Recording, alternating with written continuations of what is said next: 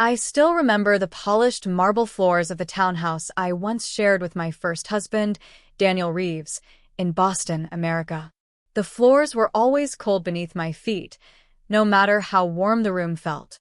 Sometimes I wondered if the house was trying to warn me long before my heart understood what was happening. From the outside, the townhouse was beautiful with its tall white pillars, black steel balcony rails, and wide glass windows that caught sunlight like mirrors.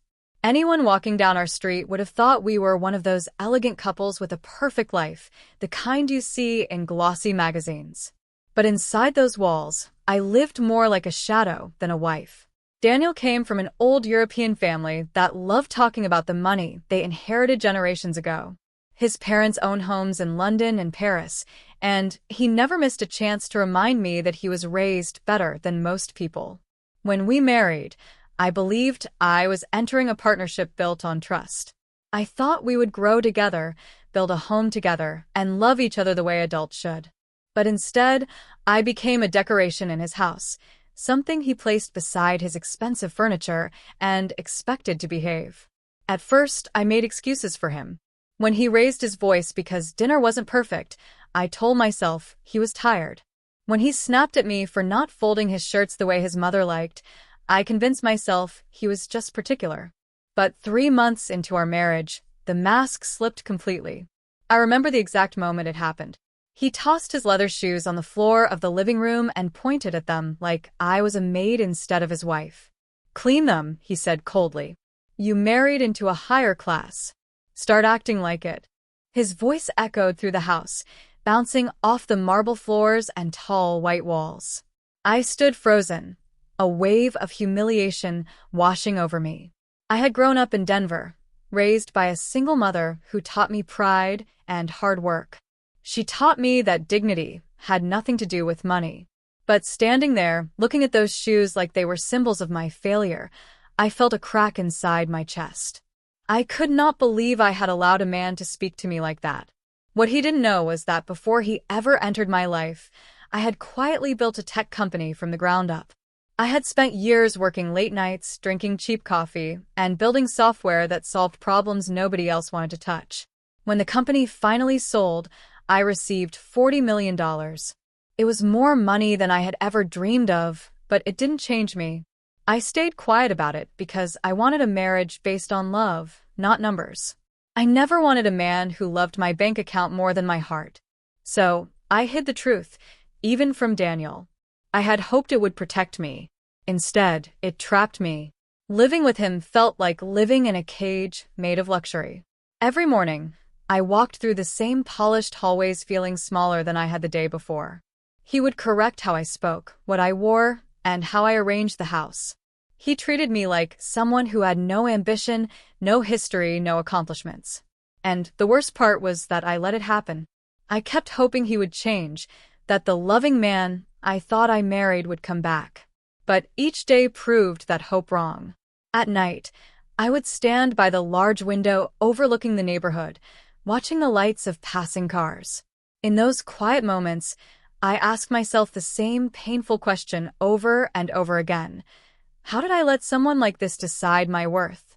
I would wrap my arms around myself, trying to remember the woman I used to be, the woman who once believed she could conquer anything, the woman who built a company from nothing. But Daniel had a way of making me feel like none of it mattered. The breaking point came on a freezing February evening. Snow was falling outside, dusting the streets in soft white layers. The fireplace was lit, but the house still felt colder than the winter air. Daniel stormed into the living room, irritated because I had bought the wrong brand of wine for dinner. His voice rose, sharp and cruel, cutting through me in a way I could no longer ignore. "You're a disappointment," he hissed. "I don't know why I married someone so useless." That was the moment something inside me hardened. A quiet voice whispered, "Enough." I stared at him while he continued speaking, but his words no longer reached me. For the first time, I saw him clearly, not as a powerful man, but as a small one. A man who needed to push others down to feel tall. And I realized I could not live even one more day under his shadow. He went upstairs ranting about something else, but I didn't hear him. My heart was pounding, not with fear, but with clarity. I walked to my office, turned on the lamp, and pulled out the folder I had kept locked away since our wedding. Inside were the documents showing who I really was, my bank records, ownership papers, and the proof that I had built a life long before he ever appeared. I sat there for a long time, staring at the pages. They felt like a lifeline, a reminder that I didn't have to stay. I didn't have to shrink. I didn't have to obey. I was stronger than he ever realized. That night, I made a decision that would change everything. I would tell him the truth, and then I would walk away for good. The next morning began with a quiet stillness, the kind that usually comes before a storm. I woke up before sunrise, the early gray light stretching across the bedroom walls like a warning. Daniel was still asleep beside me, his breathing steady and peaceful, as if he hadn't torn me apart the night before. I slipped out of bed and walked to the kitchen, my hands shaking just enough that I had to steady myself against the counter. Today was the day I would stop pretending. Today was the day I would reclaim my life. I brewed coffee just to give my hands something to do, but I barely tasted it. My thoughts kept drifting to the folder I had taken out the night before, the one filled with every proof of who I truly was. For years, I had hidden that part of my life, not because I was ashamed, but because I wanted a marriage built on love, not wealth. Now those papers felt like armor. They were the pieces of myself I had forgotten. When Daniel finally came downstairs, he walked into the kitchen with his usual pride, barely glancing at me as he reached for the fridge. I watched him pull out his favorite bottle of imported juice, the one that cost $12 and had to be ordered from a store across the city. He drank it straight from the bottle and wiped his mouth with the back of his hand. "You didn't warm the house," he complained. "It's freezing." I didn't answer. I simply said, "We need to talk." He turned toward me, irritated by the seriousness in my voice. "Can it wait? I have a call with my father in 20 minutes. "No," I said. "It can't wait." Something in my tone made him stop. He walked with me to the dining room, where the long wooden table stretched between us like a judge about to give a verdict. I sat down at one end, placed the folder in front of me, and waited for him to sit across from me. He looked confused, maybe even a little annoyed, but he pulled out a chair. "What is this about?" he asked. I pushed the folder toward him. "Open it." He sighed dramatically, the way he always did when he thought I was overreacting. But when he opened the folder and began flipping through the pages, his face slowly changed. The irritation faded. The arrogance slipped away. His eyes widened, then narrowed as he read the numbers. Pages of investments, contracts, bank records, transfers, proof of my $40 million. He swallowed hard. "What is this?" he whispered. "My life," I said softly. "The life I built before you. The one you never bothered to ask about." He looked at me like he was seeing me for the first time. You're wealthy?" "I was wealthy when I met you," I said. "I still am." His hands trembled slightly as he turned another page. "Why didn't you tell me?" I held his stare. "Because I wanted you to love me, not my money." He leaned back in his chair, stunned. I could almost see the gears turning in his head as he reviewed every word he had ever spoken to me. Every insult, every command, every moment he treated me like I was less than him. His pride hung in the air, heavy and broken. "You should have told me," he said quietly. "No," I replied. "You should have treated me like a human being." For a moment, we sat in silence. The only sound was the ticking of the clock on the wall. Then I reached into my bag and pulled out the divorce papers. I slid them across the table until they rested right on top of the folder. His jaw tightened. "What is this?" "Freedom," I said. "For both of us." "You're divorcing me?" His voice cracked, disbelief dripping from every syllable. "Because of last night?" I shook my head. "Because of every night. Because of who you've been since the day we married. You never saw me as a partner. You saw me as someone to control." He opened his mouth, closed it, then opened it again. "Elena, wait. This is all a misunderstanding. I didn't mean—" "Stop," I said firmly. "I'm done listening to excuses." He stood up suddenly, the chair scraping loudly against the floor. "You can't just walk out. We're married." "That's exactly why I'm leaving," I said softly. "Marriage should make you feel safe. You made me feel small." He paced the room, running his hands through his hair as if searching for the right argument. "You can't throw away a marriage over money." I stared at him. "You didn't know about the money, and you treated me horribly anyway. That tells me everything." For a few seconds, he looked like he might cry. Then his voice softened into something desperate. "I can change. I promise. Let's talk about this. We can go to counseling. We can work it out." But his words bounced off a wall that had already formed inside me. A wall built from every insult, every command, every moment he made me feel like a burden. I stood up slowly, my legs steady beneath me. "Daniel, I'm leaving. I already packed my bags." His eyes widened. "Where will you go?" "Away from here," I said. "Away from you." I walked past him, my heart pounding, but my steps firm. When I opened the front door, the cold Boston air rushed inside, sharp and clean. It felt like oxygen after months of suffocation. I stepped out onto the porch, hearing his voice behind me calling my name again and again. But I didn't look back. For the first time since marrying him, I chose myself. And he didn't know it then, but that moment was the last day he would ever hold power over me.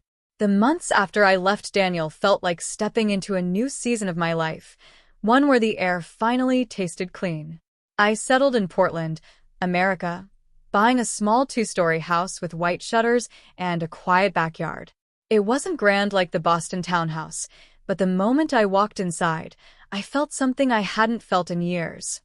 Peace. The floors were warm wood instead of cold marble, the windows framed soft morning light instead of sharp reflections, and the space felt like it belonged to me. Not to anyone's family legacy, not to anyone's judgment. Just me. I breathed easier there. The first few weeks alone were strange. I would catch myself listening for Daniel's footsteps or bracing for criticism about something as simple as the way I folded towels. But as the days passed, silence became comforting instead of frightening. I could drink tea in the morning without having to defend my choices. I could sit on the couch wrapped in a blanket and watch the sun rise without anyone telling me I was wasting time. Slowly, the woman I used to be, the one with ideas, confidence, dreams, began to return. With my freedom came a desire to rediscover the world beyond the home I had escaped. So I traveled. I walked through the streets of London, tasting pastries from small cafes and sitting by the Thames as if the river itself could wash away the last pieces of my past. I wandered through Barcelona, where the warm air made me feel alive again. I stood in Rome, staring at ancient stone walls that had outlived empires and heartbreaks far greater than mine. Everywhere I went, I carried the same quiet promise: I would never let myself shrink for anyone again. But Daniel didn't disappear the way I hoped he would. The first time he showed up at my Portland house, it had been barely 2 months since the divorce papers were finalized. I had just returned from a morning walk when I saw him standing on my porch, holding a bouquet of expensive roses. For a moment, shock froze me. His presence felt like a ghost I wasn't ready to face. "Elena," he said softly, as if speaking any louder might break the moment. "Please. Just hear me out." I didn't invite him in. I stood in the doorway while he apologized, tears forming in his eyes. He said he had been wrong, that he had treated me terribly, that he didn't realize how much he loved me until I walked away. His words fell heavy between us, but none of them touched my heart the way he hoped. Because the truth was simple: he didn't apologize when he had power, only when he lost it. I told him I needed space and closed the door gently. But that wasn't the end. He returned 2 weeks later. Then again a month after that. Sometimes he brought flowers. Sometimes handwritten letters filled with regret. Once, he simply stood there with nothing in his hands, tears running down his face. Over and over, I heard the same words: "Please forgive me. I can change. I need you." For 3 long years, he kept coming back. He never remarried. He didn't date anyone. He waited for me as if I were some unfinished chapter in his life. But I didn't want to be the lesson he finally learned too late. Each time he knocked on my door, I felt a strange mix of pity and exhaustion. I wished him healing, but I couldn't give him the forgiveness he wanted. My heart had already moved far beyond him, into a place where his voice no longer determined my worth. During those years, I focused on rebuilding my life. I volunteered at a community center, teaching young women how to build resumes, negotiate salaries, and recognize their own strength. I invested part of my $40 million into small businesses run by women in different American cities, from Seattle to Miami. Helping them reminded me of all the moments I had wished for someone to stand beside me. Now, I could be that person for someone else. The healing didn't happen all at once. Some days, I still woke up remembering the sound of Daniel's criticism. Some nights I wondered if leaving him had been too harsh, even though I knew deep down that staying would have destroyed me. Growth is not neat or predictable. It is a slow, sometimes painful unfolding. But as time passed, I learned to trust myself again. Then, on a warm afternoon in July, everything changed. I was wandering through a small art festival in downtown Portland. The air smelled like roasted almonds and fresh paint. Children ran past with balloons while artists displayed handcrafted pieces along the sidewalks. As I admired a carved wooden sculpture, someone tapped my shoulder. "Excuse me," a gentle voice said. "You dropped this." I turned to see a man holding the notebook I had accidentally knocked off the table. He had warm brown eyes, a calm smile, and a presence that felt steady, like he wasn't trying to impress anyone. His name was Michael Hale, an architect from Chicago visiting Portland for a project. We talked for a few minutes, then somehow those minutes turned into an hour. He asked questions about my life, not my status or my past, but my hobbies, my travels, my dreams. He listened with real interest, something I had forgotten was possible. When I mentioned my tech background, he didn't react with surprise or jealousy. He simply nodded and said, "That must have taken a lot of strength." It was the first time in years someone saw me not as a source of wealth or a woman who escaped a bad marriage, but simply as a person with layers worth knowing. Over the next few months, Michael and I grew closer. He was patient, steady, and respectful in a way that felt rare. He never pushed. He never demanded. He never raised his voice. He cared in small, thoughtful ways, checking on me after long days, listening to my stories, remembering the little things I said in passing. For the first time in years, I felt safe. And for the first time in my adult life, I felt truly seen. The morning of my wedding to Michael felt like standing at the edge of a new world. The sun rose slowly over Napa Valley, America, washing the vineyards in a soft gold glow that reminded me of warm honey. I stood in a small room inside the vineyard's lodge, adjusting the simple ivory dress I had chosen. No crystals, no lace imported from Europe, no towering ballroom filled with guests who didn't care about us. Just a quiet ceremony under an oak tree, surrounded by people who actually loved us. When I stepped outside, the air smelled like grapes, earth, and morning light. Michael stood waiting beneath that oak tree, wearing a navy suit that fit him perfectly. His smile was steady and warm, like everything else about him. For a moment, as I walked down the short aisle, I felt the weight of my old life lift completely from my shoulders. The Boston townhouse, the cold marble floors, the man who tried to break me, they became nothing more than shadows fading behind me. Michael reached for my hands. His touch grounded me. "Elena," he said, "I promise to walk beside you, never ahead of you, never behind you, just beside you." His voice trembled slightly, not from fear, but from sincerity. I looked into his eyes and felt something that had taken me years to understand: peace. "Michael," I said, "I promise to love you without fear, without hiding, without carrying the past like a weight. With you, I choose a life that feels like mine." We exchanged simple silver rings, kissed as cheers rose softly around us, and just like that, I became his wife. Not his possession, not his decoration, his partner. After the ceremony, we celebrated with a small reception overlooking the valley. 8 guests. a wooden table covered with fresh flowers, a meal cooked by a local chef who hugged me before serving the first course. The entire day felt honest and real, two words I never associated with my marriage to Daniel. I realized then that love wasn't meant to feel like fear disguised as devotion. It was meant to feel like air, like safety, like coming home. A week later, Michael and I bought a home on the California coast, a place with wide windows and pale wooden floors that carried the warmth of sunlight. The rooms were open and inviting, with gentle ocean breezes drifting through them in the afternoons. We chose a house that felt like a sanctuary, one that didn't need to impress anyone. It only needed to feel peaceful. And it did. I filled the space with soft colors, warm blankets, fresh flowers, and photographs from my travels through Europe. Michael built shelves in the living room for my books. Every corner of the home reflected our life, not some image we were trying to show the world. For the first time in years, I woke up each morning feeling safe, cherished, and respected. My work life grew, too.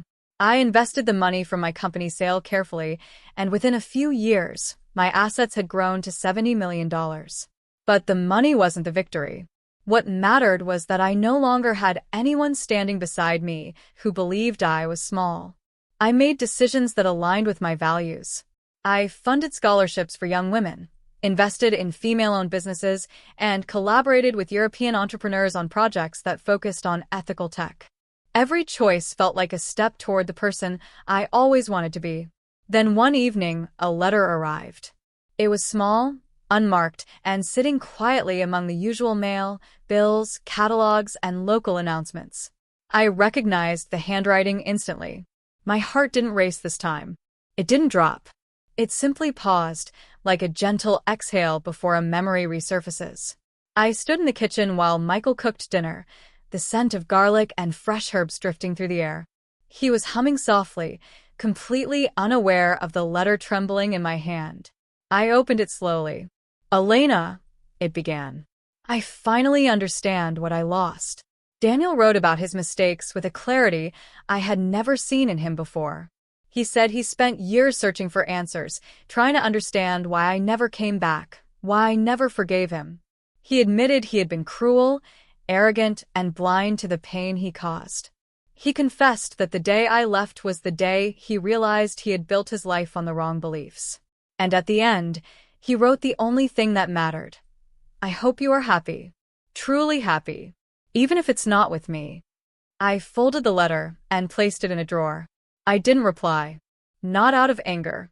Not out of pride. But closure doesn't always require a conversation. Sometimes closure is a quiet choice, to leave the past sealed behind a door you no longer wish to open.